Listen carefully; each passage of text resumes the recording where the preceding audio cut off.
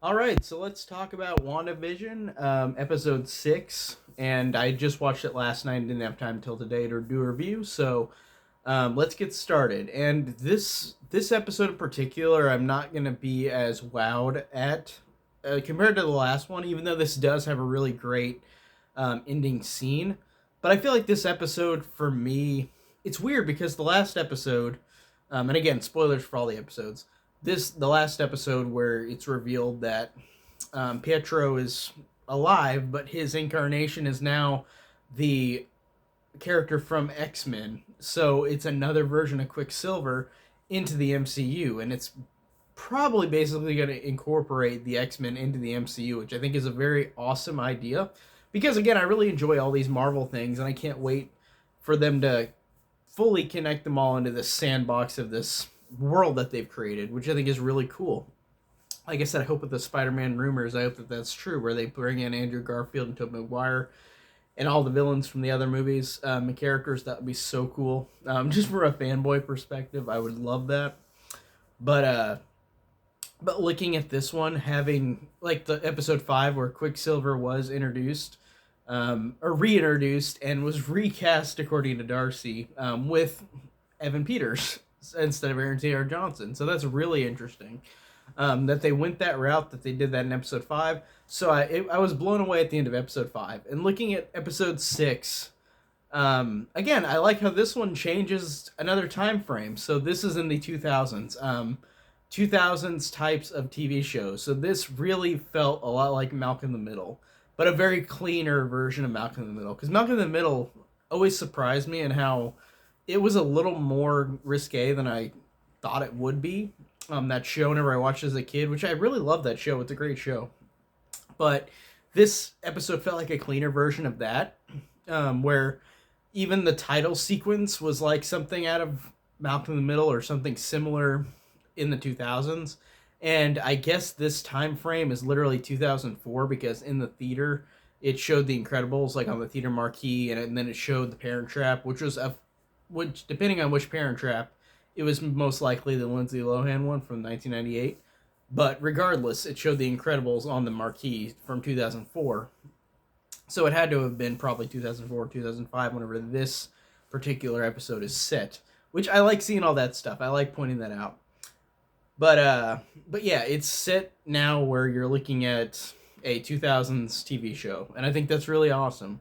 Um, I like having, I just like having these characters again, and in each of these episodes, they just keep changing them to where you're slowly delving into this mystery because this mystery is still unfolding. And kudos to Marvel for doing this because Marvel, I'm genuinely surprised because it's a TV show, to be fair, so it's going to be longer and take a lot longer to reveal stuff.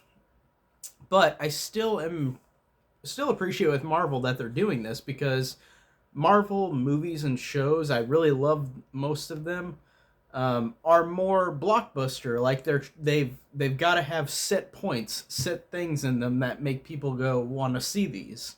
And this is a TV show that at first doesn't have much action, and it's more about these characters and more just a funny, happy-go-lucky like sitcom set in different time periods.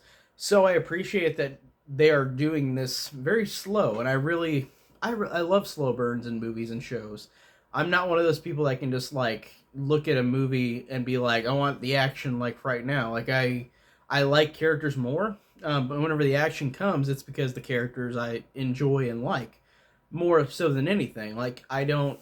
It'd be like an example of something like say the Transformers movies, like Michael Bay's. That's always the example I'll bring up because those movies are just in one ear out the other action sequences that are just so incredibly bombastic and loud, and there's no characters to really care for that much. So I always think of those as a great reference to what I don't want to see in a blockbuster. And this, again, like I said with Marvel, I do appreciate that Marvel is going this route with the show and making it way more of a slow burn because I really do honestly appreciate it. I'm surprised there's not as much action yet at all, and we're 6 episodes in. That's really great. But to be fair, if you're looking at like a 3 story or a 3 story arc in a movie, like it's you're basically close to the halfway point, or at the halfway point.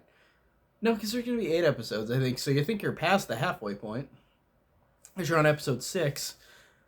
But still, I think that the build-up is great, and I know the last couple episodes are going to be like that full revelation and everything that's going to happen, and I think that it's going to be awesome, and I love that. But like I said, I love how this one is in the 2000s now. I liked how Vision in this episode, he looks like he finds more stuff in this town that is screwy, and and he's slowly figuring out what Wanda is doing. Where he sees a girl hanging up clothes, but she literally goes like this, just back and forth, and not moving, and then like there's a tear falling down her face, so it's like this person is sentient and they've got a mind, but like they can't do anything and they're crying inside. I thought that was really cool. It was a cool image. And then he finds Agnes, where he uses his abilities. I forgot what it's called that he does, where he touches somebody's head and like they kind of get them out of their like trance. But he finds Agnes, Catherine Hahn, and then she's like, "Oh, you're one of the Avengers." Like, but I thought you were dead. And he's like, "What's an Avenger?" And I thought that was really cool, because now Vision in this iteration is a Vision that is basically reborn.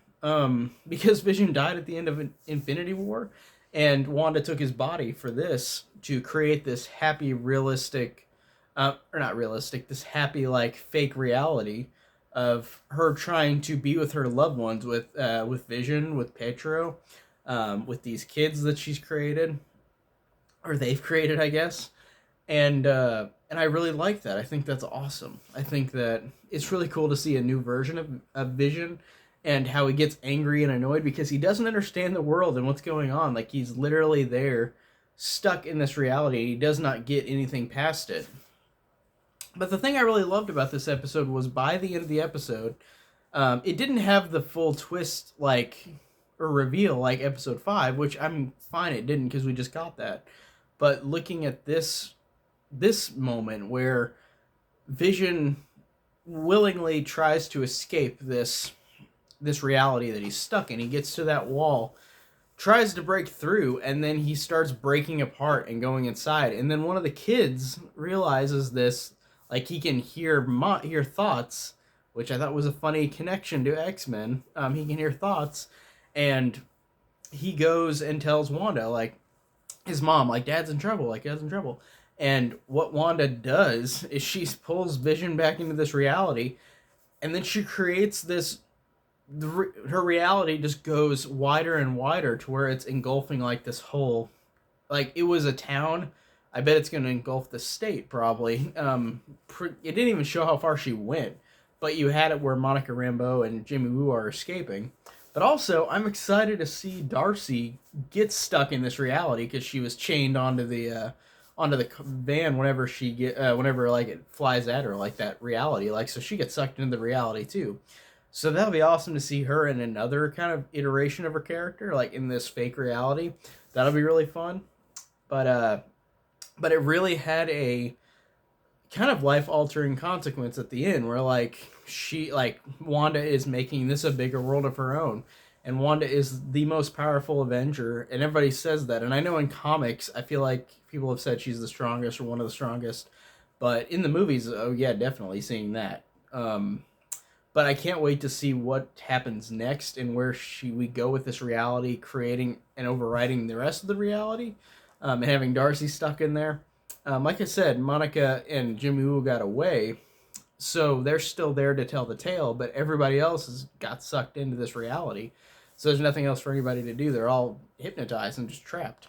So I feel like this has a really great meter of threat, like, keep going throughout this show so far, and I really am wondering where, since there's only 8 episodes, where they're going to go in episode 7 and 8, because, like I said, she's engulfed maybe the state now, instead of just a town. Like, it went far whenever you were seeing her reality get farther and farther.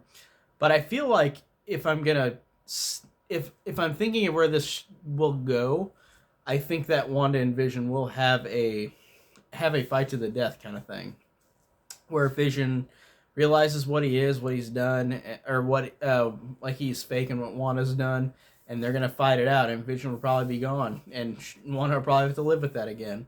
But I wonder if she's gonna keep this reality, because again, having this reality might warp time and space for like the rest of the Marvel movies, where like you could bring in those other Marvel characters from the other properties, like I said, Spider-Man and X-Men.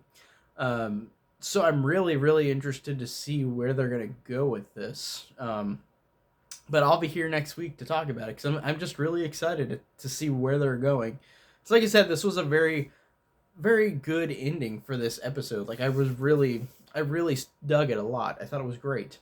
Pretty much that's all I can say about the episode. There's not much besides the ending that I really thought was that stood out. Besides the fact of the 2000s TV aesthetic, like that's cool. But really, there's not much else I could point out in this episode, as much as like the last couple episodes. But I still think it's a great episode. It's really, really awesome. So that's my take on WandaVision episode 6. And I'll see you guys next week for episode 7.